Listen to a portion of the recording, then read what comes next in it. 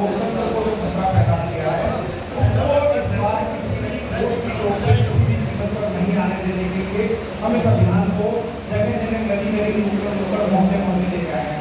उसी कड़ी में आज हम मेहरोली वासियों से ये निवेदन करने आए हैं, आग्रह करने आए हैं कि आज इस संविधान को, ये एक साधारण किताब नहीं है, इस किताब की वजह से मैं समझता हूँ कि जितने पिछड़े वंचित लोग हैं उनको जीने का हक अधिकार मिला, बोलने की आज़ादी मिली, पढ़ने की आज़ादी मिली, काम की आज़ादी मिली, समानता का अधिकार मिला, स्वतंत्रता का अधिकार मिला, बंधुत्व का अधिकार मिला।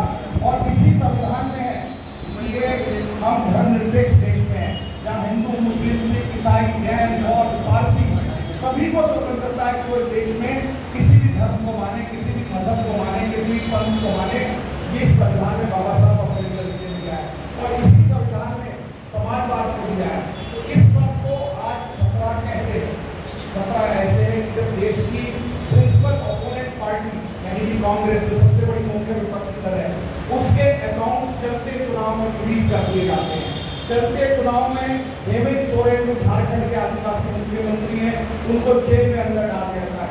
चलते चुनाव में जब आचार संहिता लागू हो जाती है तो दिल्ली के 3 बार के मुख्यमंत्री को जेल में डाल दिया जाता है। वैसे आज खुशी की बात है कि मुख्यमंत्री जेल चुनाव का चाहिए और प्रचार भी करेंगे। इसके अलावा देश की तमाम जितनी सरकारें हैं, हम बार बार बात करते हैं लोकतंत्र को खतरा, तो खतरा कैसे है? खतरा इस नरेंद्र मोदी और अमित शाह की जोड़ी से है, खतरा RSS से है, जिसमें अरुणाचल प्रदेश में जब जनता मत देती है तो उसके बाद सरकार बनती है। अरुणाचल प्रदेश में जनता ने मैंडेट दिया कांग्रेस को, इन्होंने वहां पर ED, CBI, NIA और इनकम टैक्स का डर दिखाकर विधायक तोड़े और भाजपा की सरकार बनाई। मध्य प्रदेश में कांग्रेस की सरकार बनाई मध्य प्रदेश के जनता ने, लेकिन इन्होंने वहां भी सरकार को तोड़कर 2000 में जैसे व्यक्ति को ले जाकर चलती सरकार को तोड़ा। इन्होंने महाराष्ट्र में चलती सरकार को तोड़ा, रात के 1 बजे शपथ दिलाई। इन्होंने अनेकों जगह सरकार को तोड़ने का काम किया है, तो दूसरी पार्टी के सांसदों को तोड़ने का काम किया है और जो नहीं मान रहा है उसको जेल में भेजने का काम किया है। यही लोकतंत्र को सही मायनों में खतरा है। और विशेष रूप से आज हम यहाँ समाज में बैठे हैं, हमारे अनुसूचित जाति वर्ग के ज्यादा लोग इसमें हैं। सबसे बड़ा उठावा जब हम कहते हैं संविधान को खतरा है, तो संविधान को खतरा किस चीज से है? कि सबसे पहले अगर आएंगे तो जो बाबा साहब ने हमें आगे बढ़ने का आरक्षण का अधिकार दिया है, सबसे पहले आकर इस आरक्षण को बहाल करेंगे, इस आरक्षण को खत्म करेंगे। इसीलिए संविधान को खतरा है।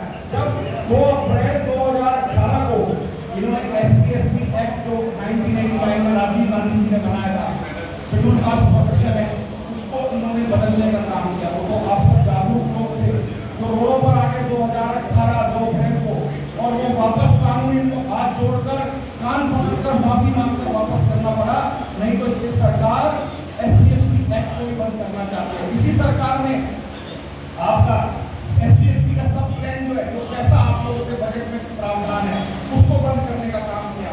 जो इंदिरा जी 20 सूत्र के कार्यक्रम के तहत हजारों लाखों लोगों को प्लॉट दिए गए थे, वो इन्होंने योजनाओं को बंद करने का काम किया है।